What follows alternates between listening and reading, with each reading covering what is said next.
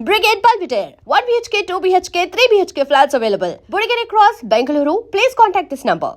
మీరు ఈ ఇంటర్వ్యూకి వస్తున్నప్పుడు నేను కొన్ని క్వశ్చన్స్ అడగకూడదని ముందే అనుకున్నా. దాంట్లో వేణు గారికి సంబంధించిన ప్రశ్న కూడా అడగకూడదు అనుకున్నా. ఎందుకు అడగండి, పర్లేదు. అయితే ఇప్పుడు మీరు మాట్లాడుతూ వేణు గారు అంటున్నారు, పిలుపు మారింది, కారణం ఏంటి? సో అంటే కారణం ఏంటంటే సార్, నేను వేణు, ఇప్పుడు ఇంతకుముందు వేణు అనుకోండి, నేను వేణు గాడు అనొచ్చు, అనకూడదు. వేణు అన్నాడు ఇప్పుడు పెద్ద డైరెక్టర్ సార్, చాలా పెద్ద డైరెక్టర్. బలగం అని అద్భుతమైన సినిమా తీసిన ఒక పెద్ద డైరెక్టర్. అది చూసేవాడికి తప్పుగా అనుకోకూడదు, తప్పు కదా. ఇప్పుడు నేను వేణు ఉన్నప్పుడు మీ ఇద్దరం మాట్లాడుకోవచ్చు, అదే మరి ఇప్పుడున్న వేణు స్టేజ్కి నేను మాట్లాడకూడదు, అది రాంగ్. నేను ఇవన్నీ కూడా రియల్ లైఫ్లో తెలుసుకున్నాను సార్. నాకు తెలియదు, నేను చాలాసార్లు సార్ మీకు తెలియదు, నేను పిచ్చోళ్ళలాగా హీరోల మీద కౌంటర్లు ఇచ్చేవానండి, అందరు నవ్వుతున్నారు కదా అని తెలియదు నాకు అప్పుడు. తర్వాత నేను రియలైజ్ అయ్యాను తప్పు ఇవన్నీ అసలు. అంటే నవ్వుతున్నారు కదా అని అనేవాడిని, కానీ నా నవ్వు వెనకాల చాలామంది బాధపడతారని తెలుసుకోలేదు. ఆ తర్వాత తెలుసుకున్నా, ఓహో నేను ఇది అలా ఉండొద్దు, చాలా తప్పు చేశాను నేను. అంటే మన లైఫ్ కూడా కొన్ని పాఠాలు నేర్పుతుంది కండి, అలా పాఠాలు నేర్పింది నాకు. డబ్బు విషయంలో పాఠాలు నేర్చుకున్నారా? అమ్మో తప్పకుండా. నేను ఒక ప్రశ్న అడుగుతా, సూటిగా సమాధానం. ఫ్రెండ్స్కి పార్టీలకి చిత్రం శ్రీను ఖర్చు పెట్టిన డబ్బులు కానీ పక్కన పెట్టుంటే మణికొండలో ఈరోజు 2 ఫ్లాట్లు ఉండేవి అని చెప్పారు. 2 ఫ్లాట్లు ఏంటి సార్, సగం మణికొండ కొనేసేవాడిని. సగం మణికొండ. రోజు 4 సినిమాలు 5 సినిమాలు షూట్ చేశాను సార్. 4 సినిమాలు 5 సినిమాలు షూట్ చేశాను. అప్పుడున్న రేటుకి సగం మణికొండ కొనేసేయచ్చు. బాగా వేస్ట్ చేశాను సార్, డబ్బు చాలా వేస్ట్ చేశాను. చేయొద్దండి అది. చెప్పారు మీ గురించి. ఒకే ఒక్క నెగిటివ్ థింగ్ ఏంటంటే డబ్బుని డబ్బుగా చూడలేదు శ్రీను. చూడలేదు, తప్పు చేసి. అంటే నేను ఎప్పుడు బిజీగా ఉంటా, ఎప్పుడు నా డబ్బు వస్తూనే ఉంటుంది అనుకున్నా. అలా ఉండదండి, అది తప్పది. అది అంటే ధనలక్ష్మి దేవత, దాన్ని దేవతలాగే చూడాలి. అండ్ వేణు గారి ప్రస్తావన తీసుకుంటాను సార్, ఇది 2% అవ్వచ్చు కానీ, బట్ వేణు గారి కష్టం తెలియడానికి అడుగుతున్నాను.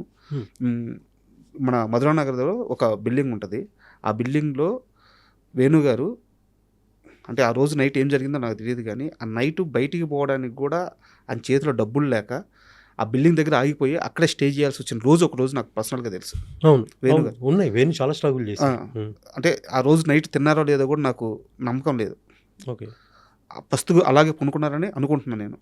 అలాంటి వేణు గారు మీ దగ్గర టచ్ అప్ బాయ్గా జాయిన్ అయ్యి, తర్వాత ఆర్టిస్ట్గా మారి, తర్వాత ఇప్పుడు డైరెక్టర్గా మారి. సో నాకు చెప్పండి, వేణు గారిలో ఉన్న ఆ తపన ఏంటి, ఎలా కష్టపడతారు సినిమా కోసం? చాలా కష్టపడతాడండి. 24 hours బ్రెయిన్లో సినిమాని వేరే ఉండదు. వేణు గారికి వేరే ఆలోచన ఉండదండి. నా దగ్గర చేసి మీకు విషయం చెప్పనా, అప్పట్లో కొత్తలో మానిటర్ వచ్చేది. అప్పుడు అంతకుముందు మానిటర్ లేవు, తర్వాత మానిటర్ మనం చేసిన షార్ట్ మానిటర్లు చూసుకున్నాం. నాకు మానిటర్ వేణు అండి, నాకు మానిటరు వేణు గారు. నాకు ఎలా అంటే, నేను షార్ట్ చేసి వచ్చి వేణుని చూస్తే వేణు బాగుందంటే బాగాలేకపోతే అనేవాడు, బాగాలేదు అయితే ఇంకా బాగా చేయాలి. డిస్కస్ చేసుకునే వాళ్ళం మేము. అన్న సీన్లో బాగా చేయలేదు మీరు అనేవాడు, చెప్పేసేవాడు. ఓపెన్గా చెప్పేవాడు. తర్వాత నా దగ్గర ఉన్నప్పుడే మేము అంటే బ్రదర్స్ లాగా ఉన్నామండి. నేనేదో సార్ లాగా అసిస్టెంట్ లాగా లేదు, మా ఇంట్లోనే. ఇంకా మీకు ఓపెన్గా చెప్పాలంటే, వాడు ఫిష్ తినేవాడు కాదు, మేము ఫిష్ తింటాం ఎక్కువ అని ఆడి కోసం మటన్ తెచ్చేవాళ్ళు. మేము సిస్టర్ అడిగా, ఏంది మటన్ ఎవరి కోసం తెచ్చి, వేణు మటన్ తినడు కదా అనేవాళ్ళు. అంటే ఆడి కోసం తెచ్చి వండేవాళ్ళు. అంటే అంత బ్రదర్స్ లాగా అయిపోయాం కలిసి. అది దేవుడు కలుపుతాడు కొంతమందిని, అలా కలిపాడు అంతే. ఇంకోటి, వేణు చాలా టాలెంటెడ్ అండి, చాలా అంటే చాలా మల్టీ టాలెంటెడ్ వేణు. అసలు ఎంత మల్టీ అంటే, పాటలు పాడతాడు, రైటింగ్ సైడ్ చాలా మంచి సీన్స్ రాస్తాడు. మీకు ఎందుకు బలగమే నిరూపించి కనుక నేను చెప్పడం ఎందుకండి, క్లైమాక్స్ ఎన్నిసార్లు చూసినా యాడవని సందర్భం. క్రియేటర్ అండి, అంటే క్రియేట్ చేస్తాడు. అబ్బో చాలా మల్టీ టాలెంటెడ్ అండి, చాలా విషయాలు. ఇంకా మీరు చూడండి, ఎల్లమ్మతో ఇంకెలా ఉంటుంది, వేరేలా ఉంటుంది. వచ్చిందా కాల్? వచ్చిందండి, ఎల్లమ్మ చేస్తున్నాను నేను. మంచి క్యారెక్టరే పిలిచాడు వేణు గారు, పిలిచి క్యారెక్టర్ మన లుక్ టెస్ట్ కూడా చేశారు. మంచి క్యారెక్టర్ చేస్తున్నాను సార్. అంటే నేను మామూలుగా అడుగుతున్నాను, చాలా ఫ్రెండ్లీగా తెలుసుకోవాలని అడుగుతున్నాను.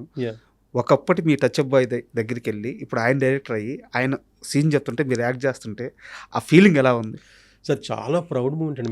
మీకు తెలుసా, బలగం తర్వాత వేణుకి ఎన్ని కాల్స్ వచ్చి ఉంటాయి, పెద్ద కాల్స్ వచ్చి ఉంటాయి కదా. నాకు అన్ని కాల్స్ వచ్చాయండి, నాకు అన్ని ఫోన్లు వచ్చాయి వేణు గురించి. మీ వేణు డైరెక్ట్ ఎంత అద్భుతమైన సినిమా, అంత ఎంత ప్రౌడ్ మూమెంట్ అండి. అంటే అక్కడ నా ప్రస్తావనకు తీసుకొచ్చింది అది చూడండి, నాకు కూడా పేరు వచ్చినట్టే కదా అది.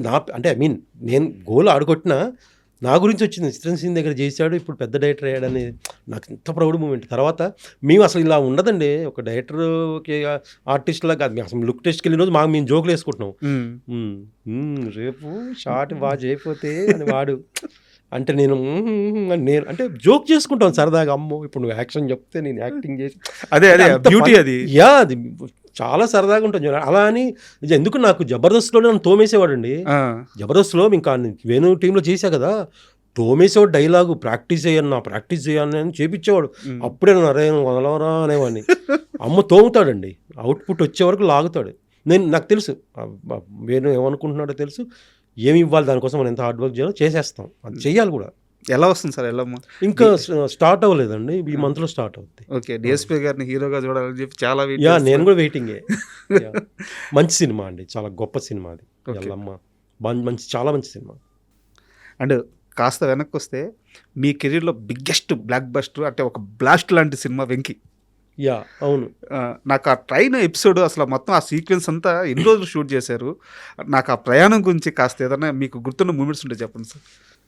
వెంకీ అది మీ లైఫ్లో మర్చిపోలేని సినిమా అండి. మాకైనా అంటే నేను, శ్రీనివాస్ రెడ్డి గారు, మా అందరి కాంబినేషను, రామచంద్ర, అంటే ఒక పిక్నిక్ లాగండి సినిమా షూటింగ్. అది ఒక పిక్నిక్. రవితేజ గారితో షూటింగ్ అంటేనే పిక్నిక్ అంతేనా?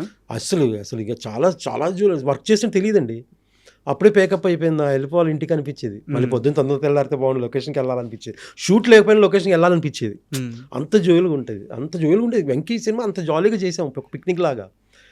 అది ఆల్మోస్ట్ ట్రైన్ ఎపిసోడ్ అంటే మా ఎపిసోడ్ కాకుండా మొత్తం ట్రైన్ సీక్వెన్స్ చాలా ఉంది కదండి. ఇంకా అవును, మర్డర్ సీన్ ఏదో ఉంది, కుర్రోడిది, భరత్ సీన్స్ అవి, అది మొత్తం 15 days వరకు ఏదో చేశారు, ఓన్లీ ట్రైన్ ఎపిసోడ్. ఓకే, అది ఇక్కడ నాంపల్లి నుంచి ట్రైన్ బీబీ నగర్ వరకు ఏదో వెళ్ళి మళ్ళీ రిటర్న్ అవుద్ది.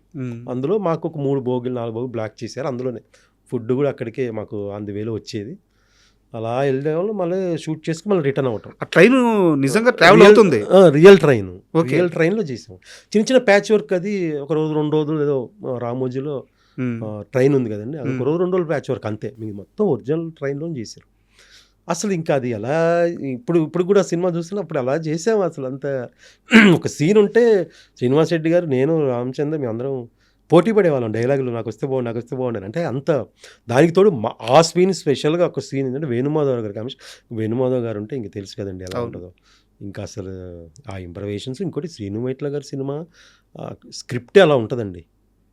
ఆర్టిస్టు శ్రీను వైట్ల గారు చేసే దాంట్లో మనం ఒక 30% చేయగలిగితే పెద్ద ఆర్టిస్ట్ అయిపోవచ్చు అంతే. ఇంకా ఆ ట్రైన్ సీక్వెన్స్లోనే వేణుమాధవ్ గారు అది డ్రమ్ అటు పెట్టుకుని కూర్చుంటారు కదా, అవును. అది యాక్చువల్గా ఫస్ట్ అసలు స్క్రిప్ట్లో ఉందా? అంటే సీన్ ఉందండి, ఆ సాంగ్ పాడటం, ఏదో చెయ్యాలని ఉంది, డోలక్ అది లేదు, ఏదో చెయ్యాలని ఉంది. అప్పుడు వేణుమాధవ్ గారి ఇంప్రవైజేషన్, అందరూ ఆర్టిస్టులు అందరూ. మరి మీ రీమిక్స్ ఎక్కడి నుంచి యాడ్ అయింది? ఇంకా అక్కడే అండి, ఆ ఫ్లోలోనే. దానికి డైరెక్టర్ గారు శ్రీనివాస్ గారి కామెడీ ఉంటే వదలు లాగేస్తారు కదా, అలాగే ఆయన పిండేశారు అందరినీ.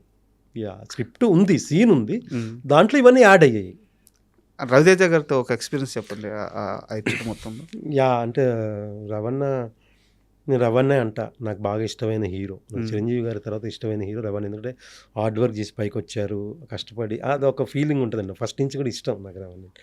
ఆయనతో వెంకీ, దుబాయ్ సీను, సార్ వస్తారు, కృష్ణ, ఒక 5 సినిమాలు ఏమో చేశానండి. చాలా సినిమాలు ఉన్నాయి. నాకు ఇంకా ఆయన ఒక హీరో, ఆయన నేనేది లాగా అనిపించింది. ఎందుకు నాకు బ్రదర్ లాగా అనిపిస్తారు. రవణ అనేస్తాం. ఇంకా ఆయన కూడా అలాగే ఉంటాడు, ఎడాబాయ్ అంటాడు. అబ్బాయి కదా ఆయన, పోత పదం ఎడాబాయ్ అంటాడు. బాగుంటుంది ఆయనతో వర్క్ చేయడం, చాలా హ్యాపీ. నాకు ఇష్టం ఆయనతో వర్క్ చేయాలని ఇష్టం నాకు.